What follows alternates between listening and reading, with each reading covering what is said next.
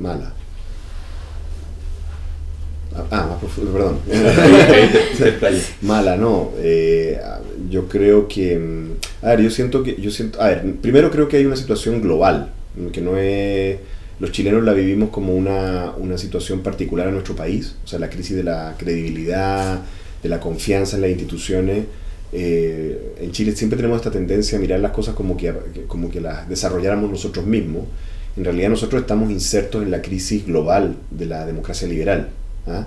La democracia liberal, la gente se olvida que si uno retrocede tan cerca como en los años 80, incluyendo a Chile, la mayor parte de los países del mundo no vivía en democracia, vivía en dictaduras, cuestiones, colonias, había una variedad enorme de cosas, digamos, bueno, regímenes comunistas, de todo. Es relativamente reciente esto de que la normalidad de todos los países del mundo es que hay una democracia liberal, o sea, una democracia electoral, con parlamentos, con presidentes, en fin, cada país tiene diferentes métodos.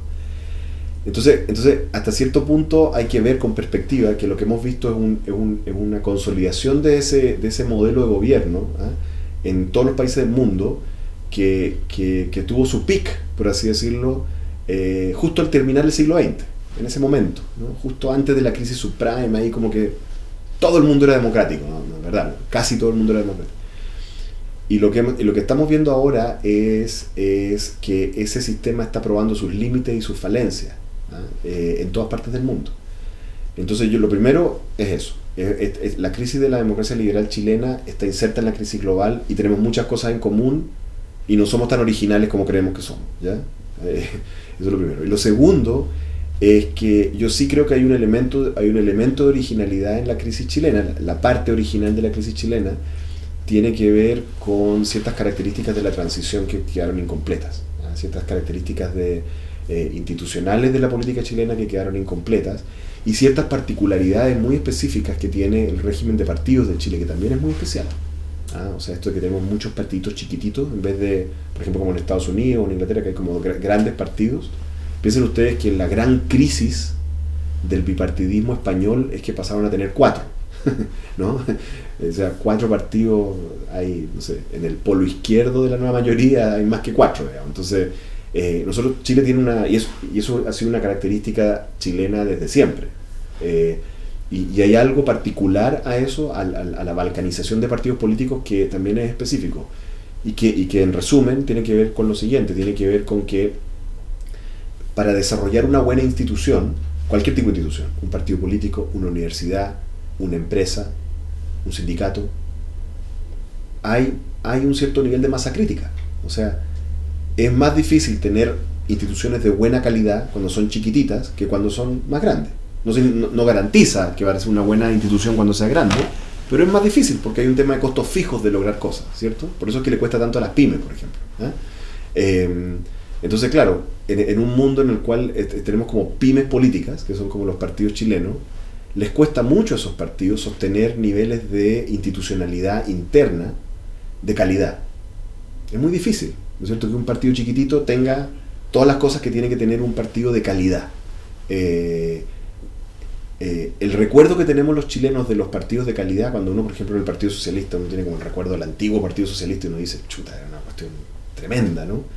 Claro, pero era en una época en que había unos niveles de movilización política muy excepcionales, en épocas históricas bien particulares, ¿eh? Y eso no es sostenible en el tiempo, que todo el mundo esté motivado todo el tiempo a estar militando todas las semanas, digamos, eso no ocurre normalmente. Entonces, yo creo que también hay algo que está pasando con ese modelo de muchos partiditos políticos, digamos, que cada uno le va a ser muy difícil sostener los niveles de calidad en términos de funcionamiento político, de reflexión técnica, de reflexión intelectual, de generación de liderazgo. Es muy complicado con tantos partidos chiquitos y yo creo que eso también está haciendo crisis. Paradójicamente está haciendo crisis con la aparición de muchos más. Entonces ahí yo no veo un camino fácil de resolución de eso. Yo creo que hay un estado malo, pero tenemos que aceptar, en resumen, que tiene elementos globales, que tenemos que poner atención a las tendencias globales en eso, y también algunos elementos que son particulares a Chile.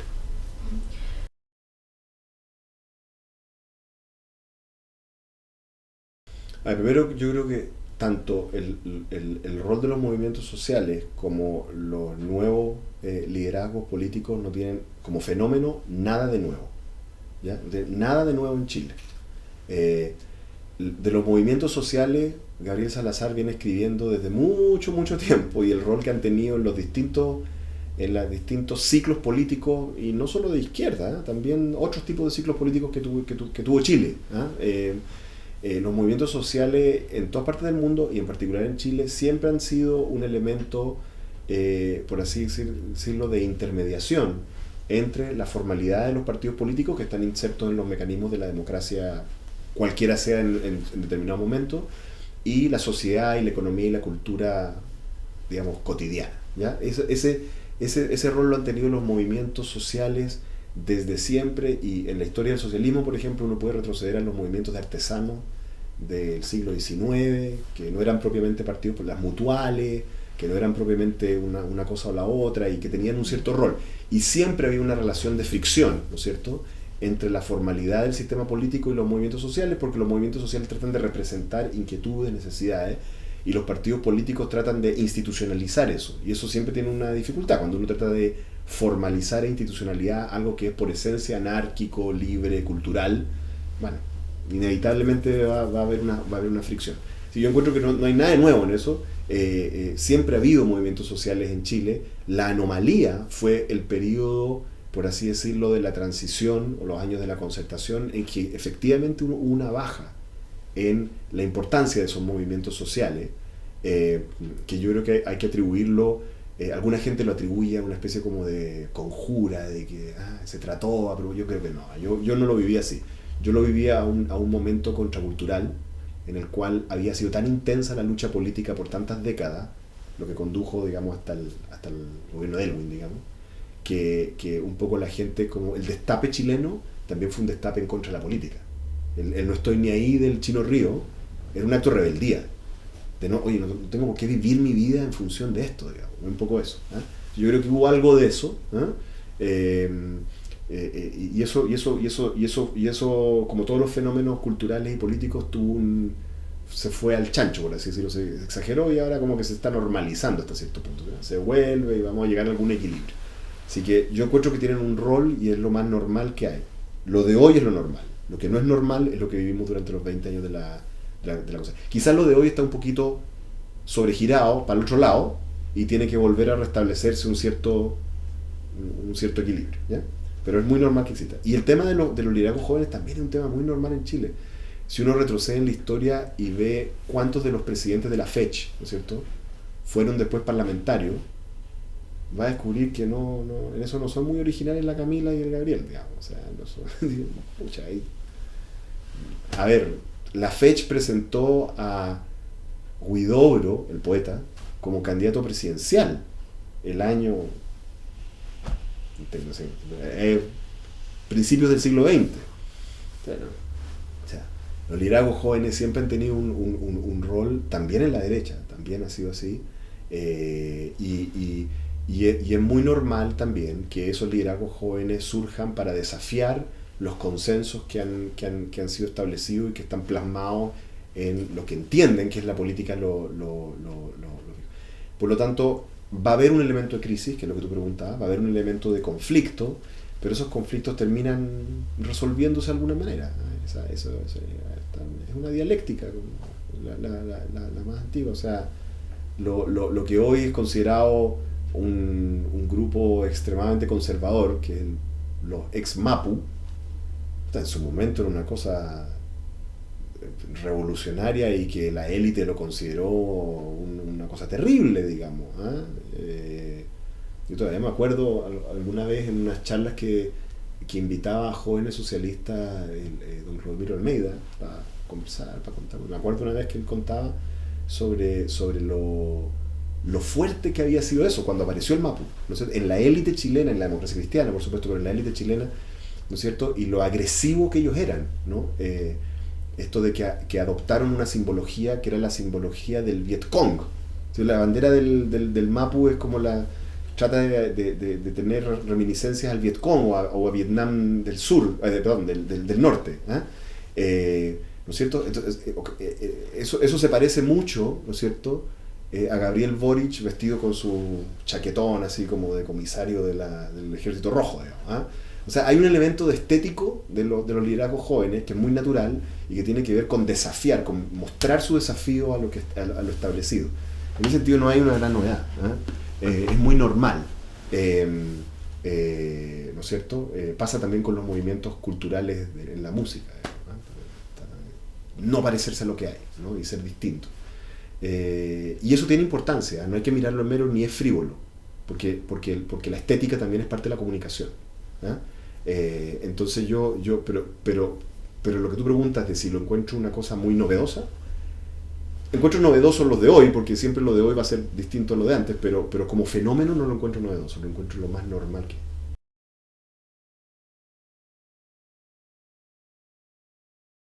Más estado, menos estado. Mira, esa es una pregunta que para mí tiene una trampa, ¿ya? Porque según. Hay dos razones por las cuales tiene una trampa. Primero, porque la forma completa de decirme esa pregunta es más Estado o más mercado, ¿ya? O menos de los dos. Y mi respuesta sería más de ambos. Yo quiero. Porque si yo te digo más Estado nomás, va a sonar como que yo quiero sustituir el mercado, y en realidad yo quiero más Estado y más mercado. Mi percepción es de que la fase de desarrollo en que está Chile requiere de un Estado mucho más sofisticado que el que tenemos hoy. Y ojo, estoy hablando de sofisticación, no necesariamente tamaño. Sofisticación y mirada estratégica. Y voy a dar un ejemplo, porque habría que extenderse mucho, pero voy a dar un ejemplo sobre eso. Pero también requiere más mercado. Y de nuevo, el mismo requiere de mercados, no quizá mercados más grandes o que el mercado se meta en más aspectos de la vida, pero sí mercados más sofisticados. Déjame darte un ejemplo de un estado más sofisticado. Uno de los fenómenos que uno observa en la educación superior a nivel global, en el mundo, en las mejores universidades del mundo, es que hay una serie de fenómenos que vienen de la revolución de las tecnologías que están impactando o al menos han generado hipótesis sobre cómo cambiar la forma en que se enseña en las universidades. Entonces, uno de los fenómenos más conocidos es el de los MOOCs, ¿no es cierto? Los MOOCs son las plataformas de enseñanza online. Algunas de las mejores universidades del mundo, como MIT, Stanford, ya están ensayando con plataformas de enseñanza online que otorgan títulos. ¿Ah? Esto es MIT, Stanford, no es la universidad del Pato Donald, digamos, ¿eh? Entonces, y están experimentando y hay un debate. Algunos no son partidarios, otros son más partidarios, porque está postulado sobre la siguiente base. La clase que yo doy a veces, algunas de mis clases que yo doy en la Chile, a veces son todos los semestres la misma clase. Porque yo, por ejemplo, si soy un profesor de estadística, le tengo que enseñar a los estudiantes lo que es una varianza. Tengo cómo evadir eso y enseñar lo que es una varianza es algo bien estándar, digamos. No es una cosa tan creativa. Entonces la pregunta es un buen uso de mi tiempo estar repitiendo eso todos los semestres? ¿Es un buen uso de los estudiantes estar a esa hora y generar todo el hecho de coordinación de infraestructura, de usar esa sala y de que todos viajen, todos, 60 personas viajen de distintas partes de la ciudad a ver una clase que podrían verla online? Es más, podrían verla no dada por mí, sino por el mejor profesor de estadística disponible, y que después tengan una clase conmigo más bien de laboratorio en que apliquemos para qué sirven las varianzas. ¿La varianza para qué sirve? Para entender qué fenómenos de la realidad. Bueno, esa es la discusión que está ocurriendo, una de varias discusiones que a nivel de la educación superior que han sido detonadas por los cambios tecnológicos. En Chile estamos debatiendo el tema de la educación superior y de tener gratuidad y ojalá universalidad de la educación superior, ¿ya? Pero seguimos debatiéndolo como que la educación superior va a seguir siendo un profe, ¿ya?, sentado en una clase catedrática con una tiza enseñando la varianza. Aquí está el punto. Hacer lo otro permite pensar en una educación superior, universal y gratuita y de calidad y todos los atributos, ciudadana y todo lo demás que ustedes quieran ponerle, pero muchísimo más barata. O sea, posiblemente, si tuviéramos alguna organización del Estado pensando en estas tendencias globales tecnológicas de la educación, esta dicotomía que está todos los días cuando se habla de gratuidad y de acceso universal a la educación superior, de que está bien, sería bueno tener gratuidad, pero no habrá otras prioridades para el gasto público, capaz que, no sé si se elimina, pero se hace mucho menor.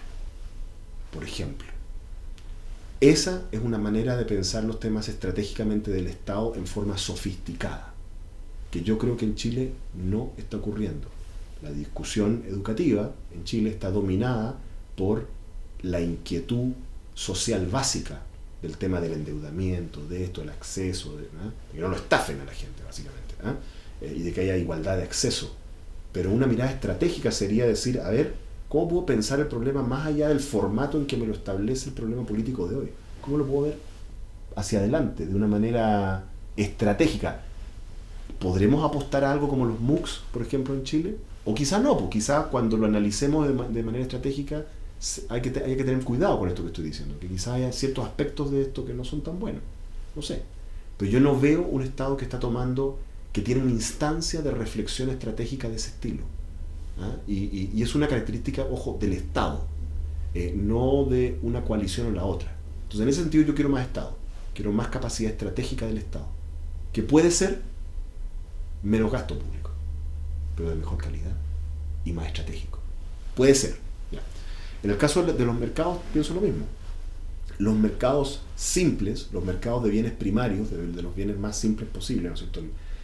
El mercado, no sé, el mercado, pensemos en un bien que uno dice es un bien extremadamente simple, ¿no es cierto? De hecho, se lo dice, ¿no es cierto? El corte de pelo, siempre lo usan los economistas. El corte de pelo uno va, ¿no es cierto? Algunos de nosotros van a que básicamente ¿no es cierto?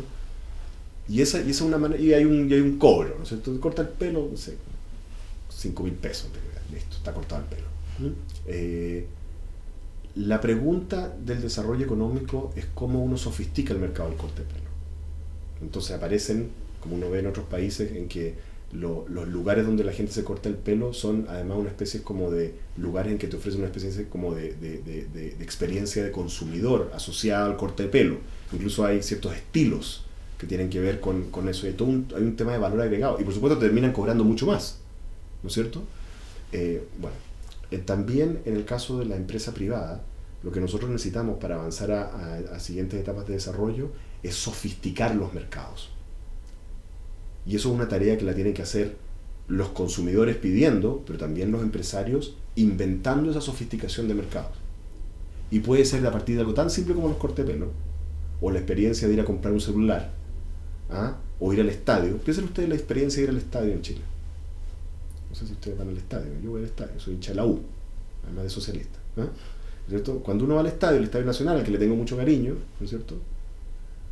Es como ir a un, no sé, es una experiencia que tiene algo más que ver con interactuar con la policía, digamos, y con rejas, y ser tratado como ganado, digamos, que una cosa como de un espectáculo. Mi experiencia de haber ido al estadio en Europa, a un partido de fútbol, es que es espectacular, digamos. O sea, a uno lo tratan como rey, porque uno es una persona que va a pasarlo bien. Fíjense que una cosa que ha sido tan penetrada por el capitalismo, por así decirlo, por los negocios, como el fútbol, provee un servicio pésimo. Hasta la comida que se vende en el estadio es mala. Uno va a los estadios y no te tratan de vender poleras, no sé. Una cosa tan simple que los gringos, cualquier estadio que uno va, te tratan de meter poleras, de todo, ya. Es algo muy raro ahí. Entonces también le falta a nuestros empresarios ver lo que existe y sofisticarlo, subirle el nivel. Solo así vamos a evolucionar hacia el desarrollo. Entonces, Estado y mercado más, pero por sobre todo más sofisticado.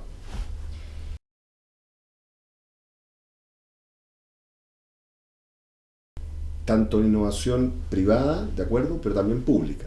O sea, que el Estado tenga políticas que básicamente impulsen la innovación en todas partes, en lo público y en lo privado, y empuje a los actores a innovar y a ser crecientemente sofisticados. Eso es lo que yo creo que es la labor central del Estado.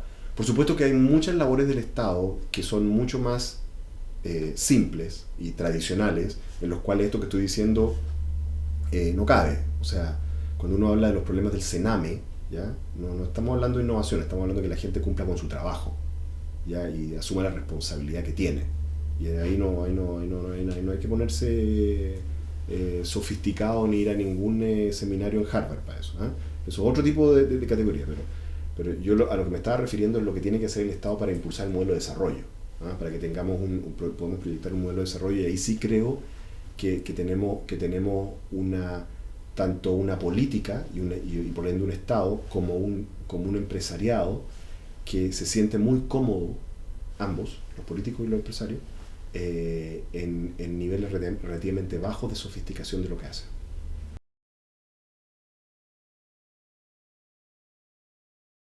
Sí, yo tengo una visión muy extraña respecto al tema del sistema educativo en general. Bueno, primero habría que clarificar, tú me estás hablando de educación superior probablemente. No necesariamente. Bueno, yo creo que yo tengo la sensación de que, así como súper simple, como un tema larguísimo, en mi opinión, el sistema educativo preescolar, ¿ya? Requiere un esfuerzo muy grande, muy grande. Y el sistema educativo escolar requiere pensar un poquito fuera de la caja. Yo soy profesor en la Universidad de Chile, yo recibo cabros que son de verdad de los mejores estudiantes que produce el país. Llegan a la Facultad de Economía de la Chile, llegan de lo mejor que hay. Y he sido profesor algún tiempo, varios años, hartos años he sido profesor. Y yo soy testigo de el efecto que tiene sobre distintas generaciones lo que ellos hacen todos los días en sus casas. Para uno como profesor es evidente. No, o sea, no, es muy difícil que uno no se dé cuenta, porque uno lleva mucho tiempo. Para uno es muy evidente cuando hay un cabro que se la pasa leyendo, cuando hay un cabro que se la pasa haciendo deporte, ¿ya? Y cuando hay un cabro que se la pasa en Facebook, digamos, ¿eh? O se la pasa en cosas incluso peores que esas. ¿Eh? Yo no tengo ningún problema con un cierto nivel de decadencia, es decir, hay cierto grado de decadencia que es incluso saludable, ¿eh? Y hay un cultivo de la decadencia, el cual todos tenemos un día a la semana de eso, ¿ya? Pero cuando es todo el tiempo, se empieza a notar en la cabeza y en la manera en que la gente piensa, habla, se expresa y enfrenta sus responsabilidades. Entonces la pregunta es, en ese mundo, en el mundo de los medios, y de las redes y de lo demás, ¿estamos pensando en el sistema educativo para enfrentar ese mundo? ¿O vamos a ser víctimas nomás de eso? En este momento los principales educadores de los jóvenes no son los profesores, son esas redes. Y yo estoy viendo los efectos en la universidad. Entonces, yo de nuevo, respecto del tema del colegio, tengo serias dudas. Por ejemplo, yo tengo serias dudas de si la mejor política educativa no tenga que ver con una política hacia la generación de alternativas atractivas para el uso del tiempo libre de los jóvenes. Por ejemplo, ¿qué es lo que hacen en su tiempo libre? En las tardes, los fines de semana. No estoy seguro. O sea, según yo, no sé si tiene más efecto preocuparse de la hora y media que pasan con el profesor de historia que preocuparse de eso otro. Entonces, respecto al sistema escolar, yo creo que hay que pegarle una mirada, y del preescolar también, hay que pegarle una mirada fuera de la caja, realmente fuera de la caja, y no como, de nuevo, cayendo en el paradigma de educación de la época industrial, que es el que estamos tratando de hacer que no esté sujeto al lucro y no sé qué. Está bien. Me parece bien, digamos, pero yo creo que estamos quizá pasando de largo de algunos de los temas más profundos de la calidad del sistema educativo. ¿Qué es lo que queremos lograr con un joven? Nosotros queremos lograr, a ver, los jóvenes que salen de la universidad para las carreras de ingeniería que son relevantes para esta compañía, para Codelco, cuando llegan a Codelco, entran a trabajar a distintas cosas en esta corporación. Algunos de los proyectos que está haciendo Codelco se demoran 20 años en hacerse. ¿sí? Eso es lo normal en la minería. Y al demorarse 20 años, eso significa que las tecnologías, la sociología, la cultura, la infraestructura y la economía que rodea esos proyectos, cuando termine el proyecto va a ser distinto de cuando comenzó. Y completamente impredecible. O sea, la gente que entra a trabajar a esta compañía entra a proyectos que no sabe cómo van a ser cuando terminan. Parten con una hipótesis de cómo van a ser, con lo que saben y con los elementos que rodean a ese proyecto en el momento en que parten. Pero cuando terminan es completamente distinto. Lo crítico en esos profesionales es su capacidad de aprender, de adaptarse, de cambiar, de sofisticarse. Por ejemplo, algunos de los ingenieros que entraron a trabajar en Codelco partieron pensando que la principal ingeniería que ellos necesitaban eran cosas como ingeniería mecánica. Bueno, hoy tenemos desarrollos de minería que tienen que ver con biotecnología. Hay que reaprender todo.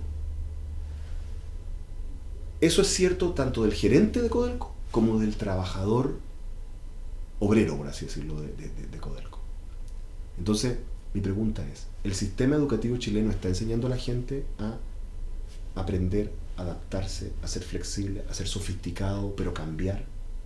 ¿O está simplemente estableciendo ciertos currículum estándar para que la gente pueda repetir como loro ante la PSU un conjunto de hechos que podría consultar en Wikipedia? Yo tengo serias dudas de cómo estamos planteando el tema de reforma educativa escolar. Y a nivel de la educación superior, yo también tengo serias dudas. Tengo muchas dudas de que tenga sentido agarrar a un joven de 18 años y hacerle escoger caminos vocacionales completos. O sea, carreras de 5 o 6 años. ¿Usted quiere ser médico a los 18 años? Tiene 10 años por delante. Me parece un absurdo. Y los mejores sistemas educativos del mundo no son así. Son sistemas en los cuales hay distintas fases, en los cuales hay un elemento técnico o básico, o de college, si tú quieres, o de bachillerato básico, mucho más general, y la gente va encontrando su camino vocacional de una manera más lenta. Eso permite además hacer más eficiente el financiamiento, en vez de dar gratuidad para un programa de 10 años, de 2, y después te tienes que ganar el siguiente, etc. Me parece que también estamos presos de una estructura de educación superior que antigua. Cuando yo fui director de la Escuela de Economía de la Universidad de Chile, una de las cosas que hicimos en la reforma que implementamos fue cortar la carrera, para empezar. Entonces, yo creo también en el tema de educación superior que no nos estamos metiendo no estamos discutiendo, simplemente no estamos discutiendo, y no lo veo en ninguna parte. No lo veo de la FECH, no lo veo de los profesores, no lo veo del gobierno, no lo veo de la oposición, no lo veo del Instituto de Libertad y Desarrollo, ni de Chile 21. No veo la discusión sobre esto, sobre cómo podemos pensar fuera de la caja el sistema educativo.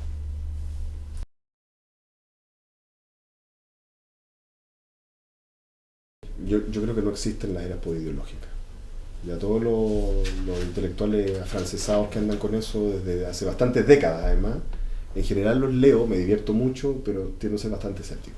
Porque yo creo que la ideología, entendida correctamente, no como un término despectivo, digamos, que se usa mucho en el ámbito, sino la ideología entendida como lo que es un fenómeno cultural propio del ser humano, que tiene que ver con que el mundo es tan caótico y tan impredecible y tan cambiante, que para uno poder vivir dentro de ese mundo requiere de ciertos parámetros culturales. Y esos parámetros culturales están dirigidos a que uno pueda decir y distinguir entre el bien y el mal en su actuar, en una empresa, en la economía, en la política. Es decir, esto es lo que está bien y esto es lo que está mal. La ideología, los mecanismos ideológicos, por ejemplo, la religión, que es uno, o la ideología como la del Partido Socialista, por ejemplo, son, por así decirlo, resúmenes o sistemas que permiten a la gente ordenar su actuar en términos éticos. Y eso me parece muy normal y me parece muy natural, porque lo que sería muy raro es que uno, ante cada acción, que es como la idea posmoderna, ¿no? Ante cada acción uno esté en un cuestionamiento crítico. A ver, voy a tomar esta taza de café, ¿qué está involucrado en términos de mi super yo? En que yo tome o no. No, eso es una estupidez. Entonces, te fijas, o sea, uno no puede estar actuando todo el tiempo con cuestionamientos críticos y haciendo una epistemología de lo que uno hace. Entonces uno requiere de la ideología. La ideología es un fenómeno normal, humano y natural. Y como todos los fenómenos normales, humanos y naturales, es peligrosa, ¿no? Todos los fenómenos son así, ¿no es cierto? Entonces, el problema es que hay veces que la ideología se vuelve un fenómeno que tiene ciertas enfermedades. Hay ideologías enfermas y peligrosas, hay que combatirlas. Pero la ideología en sí misma es un fenómeno. Yo no creo que estemos en una era post-ideológica. Yo sí creo que todavía, aunque creo que es mucho más complejo el mapa político hoy, sí creo que continúa habiendo un significado del eje izquierda y derecha. Porque efectivamente hay un conjunto de fenómenos en que la dicotomía clásica, por así decirlo, entre libertad capitalista, ¿no es cierto?, y equidad socialista, sí entra en conflicto. Eso es así.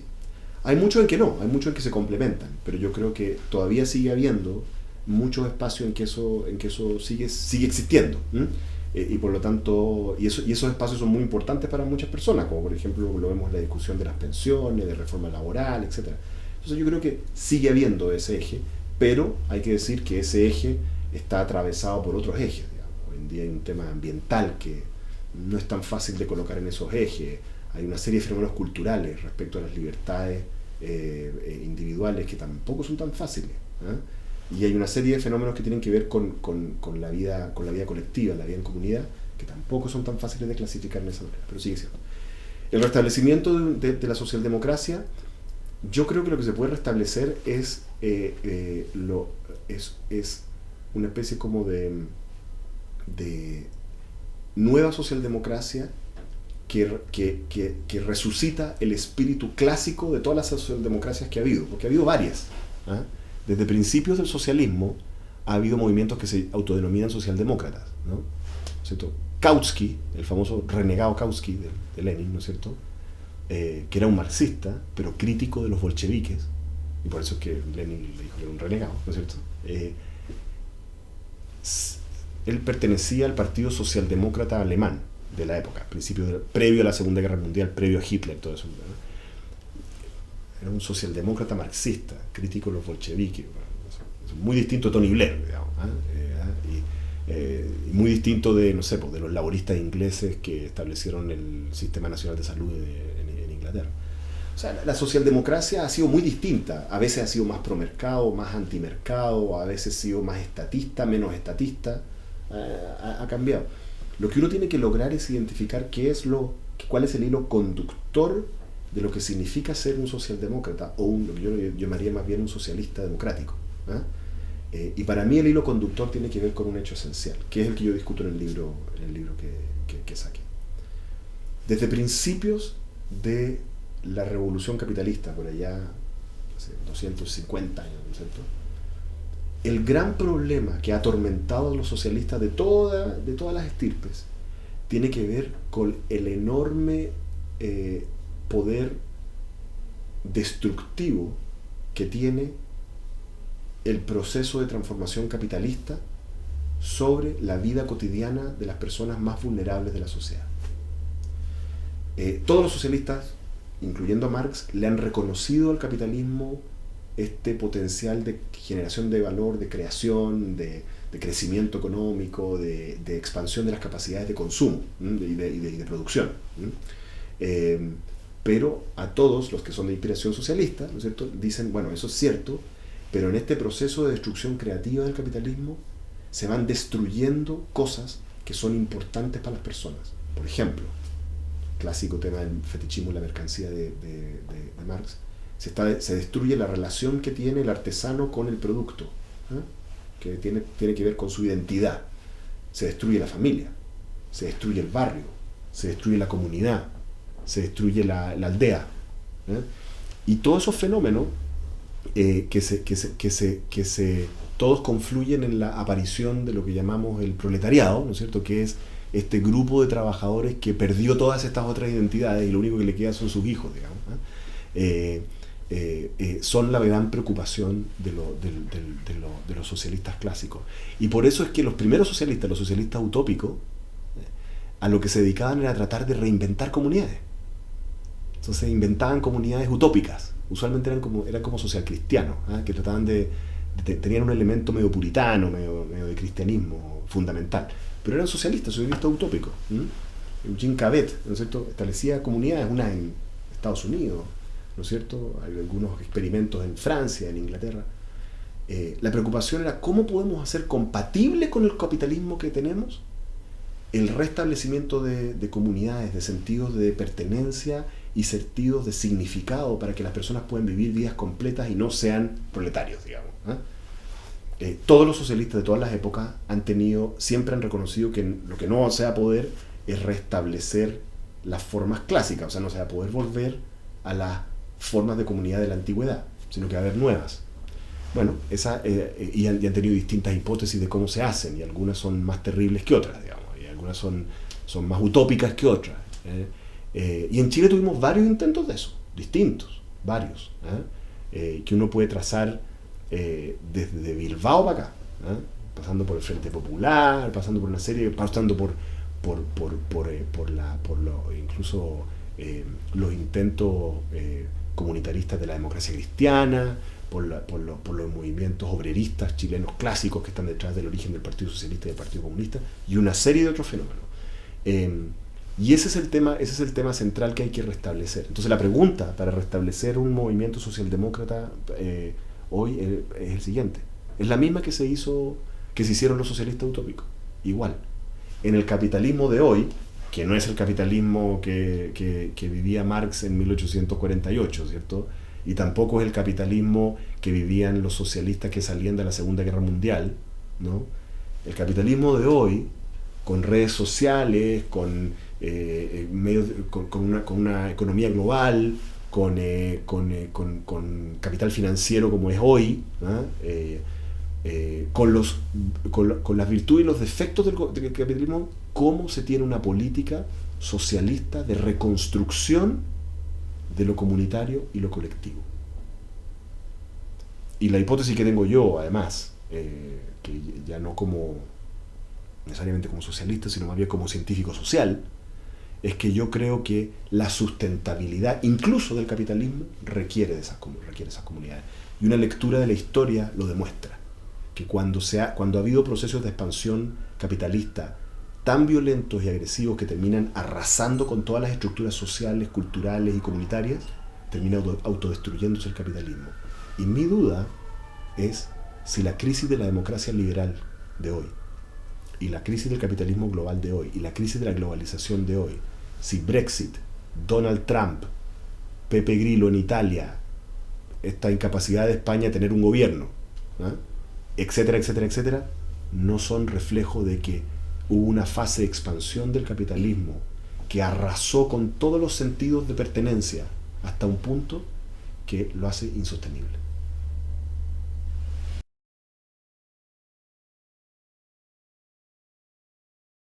El problema con los temas de salud y pensiones es que todos los cambios, aunque sean pequeños, en general son extremadamente caros.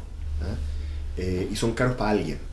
Por ejemplo, pueden ser caros para el Estado, si es que, por ejemplo, uno quiere reforzar el pilar solidario que existe en el sistema de pensiones. Cualquier cuenta que uno haga de regla de 3 hace que uno dice, a ver, pero mejorémosle en 10.000 pesos, uno multiplica y da unos números realmente tremendos. Y por lo tanto, eso significa que uno tiene que estar dispuesto a financiarlo con futuras reformas tributarias adicionales, que es complicado porque no puede estar haciendo reformas tributarias todo el tiempo, digamos, o gastar en eso y no en otras cosas. O sea, eso es como más o menos, no hay muchas alternativas a eso. O, si no lo financia el Estado, lo tienen que financiar los mismos ciudadanos. ¿A través de qué? De mayores cotizaciones, o de retrasar su edad de jubilación, o de algo. O los empleadores tienen que contribuir un poco, pero cuando uno le cobra a los empleadores, también es un impuesto que tiene un efecto sobre el trabajo, sobre la contratación.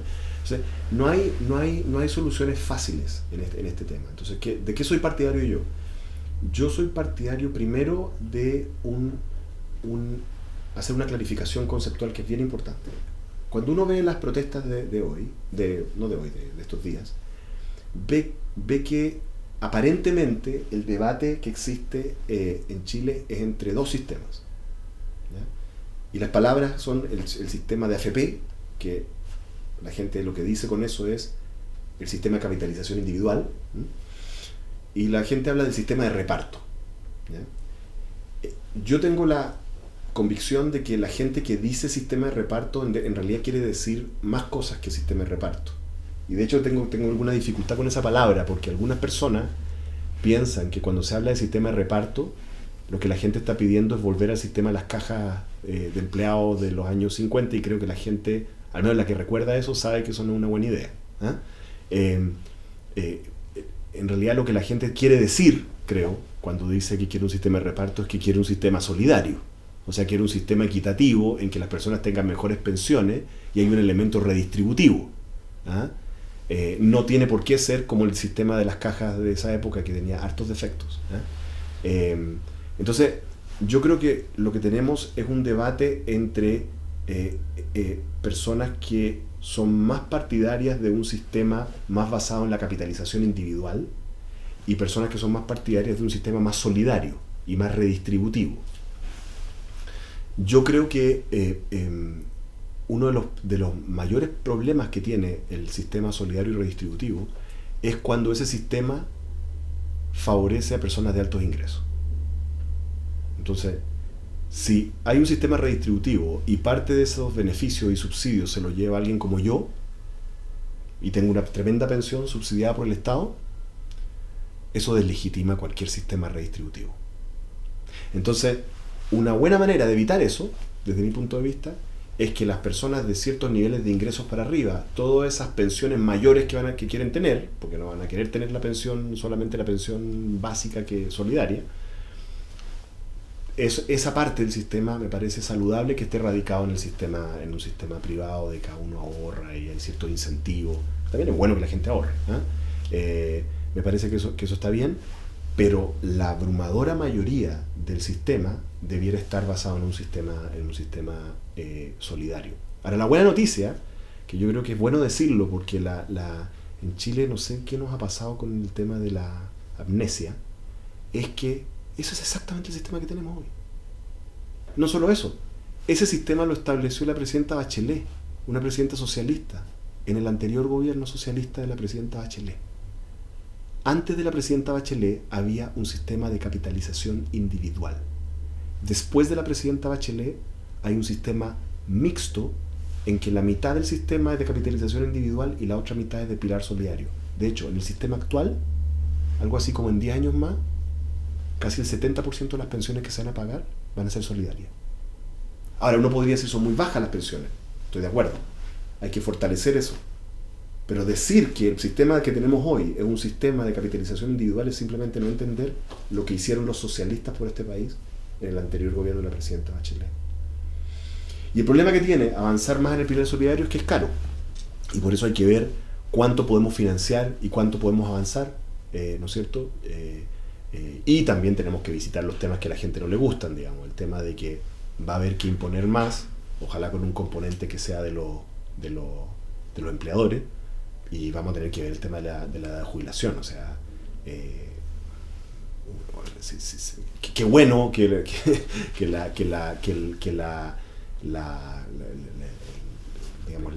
expectativa de vida aumente, ¿no es cierto? Pero hay que entender que en la medida en que aumenta la expectativa de vida, significa que uno tiene que financiar más años pasivos con el mismo tiempo de trabajo, y eso no solamente aumenta la expectativa de vida, sino que además la gente es más sana. Entonces también puede y además las tecnologías permiten que uno pueda trabajar sin tener necesariamente el estado físico, digamos, de un cargador de bultos de un puerto, digamos, ¿eh? Entonces yo creo que también yo creo que cualquier persona, ¿no?, entiende que eso vamos a tener que visitarlo. Y en el tema de salud ocurre algo muy similar. El tema de salud, la gente siempre quiere mejor acceso a salud más barata, más oportuna. El tema de las colas siempre es un problema, la salud pública. Yo creo que hay que enfatizar la salud primaria, la salud digamos, más inmediata, preventiva, ¿eh? Pero yo también creo que es importante recordarlo. Los socialistas en Chile, en los últimos años, cambiamos la naturaleza del sistema de salud. En Chile se estableció en el primer gobierno del presidente Lagos un sistema de garantías de salud, el auge. Hoy en día, más del 70% de las atenciones son por vía auge. De hecho, hay una declinación de las ISAPRES que ocurrió después de que se estableció el auge. Todavía existen las ISAPRES, pero son una cosita chiquitita. Antes todo el mundo estaba en ISAPRES. Ahora muy poca gente está en ISAPRES, la gente más rica está en ISAPRES nomás, porque quieren una atención de salud de lujo, digamos, ¿no? Con hotelería y todo lo más. Y ese establecimiento del auge cambió la naturaleza. Es más, yo me acuerdo cuando se estableció el auge, todavía me acuerdo las micros que circulaban por Santiago con la propaganda pagada por las ISAPRES y pagada por las asociaciones de doctores en contra del auge. En contra del auge. Porque consideraban que era algo que estaba agrediéndolos en su capacidad de emprender, ¿ah? Y que estaba desnaturalizando el sistema de seguro de salud. Ahora se nos olvida eso, ¿no es cierto? Se nos olvida eso. Pero yo creo que los gobiernos socialistas o socialdemócratas, si tú quieres, ¿ah? En esos dos temas, en el tema de pensiones y en el tema de la salud, de las garantías de salud, de la base solidaria, ¿no es cierto?, del sistema de pensiones y de la garantía explícita de salud, dieron pasos fundacionales que nos permiten hoy en día pensar en cómo aumentamos ese elemento solidario y colectivo.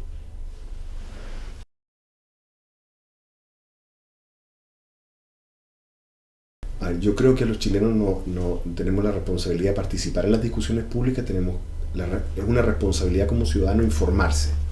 ¿Ya? Yo creo que uno tiene que hacerse el espacio. Es difícil en la vida de muchas personas, por sus horarios, por sus responsabilidades, pero es una responsabilidad ciudadana leer la prensa, ver los programas de noticias, saber cuáles son los debates que hay en el ámbito público. Es una responsabilidad ciudadana escuchar a los que piensan distinto de uno y tratar de ver si uno está de acuerdo o en desacuerdo. Yo creo que eso es muy importante. Y también yo creo que es una responsabilidad ciudadana para todos aceptar que nosotros, así como le queremos pedir, una pregunta anterior tuya, le queremos pedir al Estado que se sofistique y a los mercados y a los empresarios que se sofistiquen para tener un modelo de desarrollo más sofisticado, a cada uno de los chilenos nos hace falta asumir que tenemos que sofisticarnos nosotros mismos. De que no podemos exigirle a la política grados de sofisticación que nosotros no tenemos. Eso es una medida muy de consumidor, ¿eh? Nosotros tenemos que sofisticarnos. Y esto también es algo clásico del socialismo. ¿Ah? Tan clásico que uno, si recorre la historia, por ejemplo, del Partido Socialista de Chile, el tema de las escuelas populares para educar a las personas para poder entender los fenómenos económicos, sociales y políticos, y así ser mejores ciudadanos y mejores militantes, es algo clásico. Hoy en día, ningún partido lo hace. Entonces, yo creo que es una responsabilidad de todos aumentar nuestro nivel de sofisticación, de comprensión de los fenómenos económicos, sociales, culturales y políticos, para que nuestras contribuciones como ciudadanos, cuando votamos, cuando protestamos, cuando interactuamos en las redes sociales o cuando nos entrevistan en la calle, sean de mayor valor. Y también tenemos que acordarnos, yo creo, como ciudadanos, que los ámbitos de interacción pública son ámbitos educativos. Son ámbitos cuando algunos de nosotros nos toman y nos entrevistan o nos preguntan en una encuesta, ¿ah? o colocamos algo en Facebook, ¿ah? o vamos a una reunión de partido o un cabildo o alguna cosa y decimos cosas, la única persona que está siendo afectada no es uno mismo. Y por lo tanto, si uno trata todas esas instancias como una instancia de desahogo, simplemente, y no piensa en el efecto que tiene sobre los demás, sobre los niños que están viendo, sobre los jóvenes que están viendo, sobre los demás ciudadanos que están formándose una opinión, uno está teniendo cierto grado de irresponsabilidad. Responsabilidad es asumir en uno mismo un deber hacia los demás. Y eso requiere a veces restringirse uno mismo y decir, a ver, a mí me gustaría decir algo, me haría sentir bien, pero quizá por el bien social, quizá lo tengo que decir de otra manera. Yo creo que esa es una cosa bien importante que tenemos que recuperar.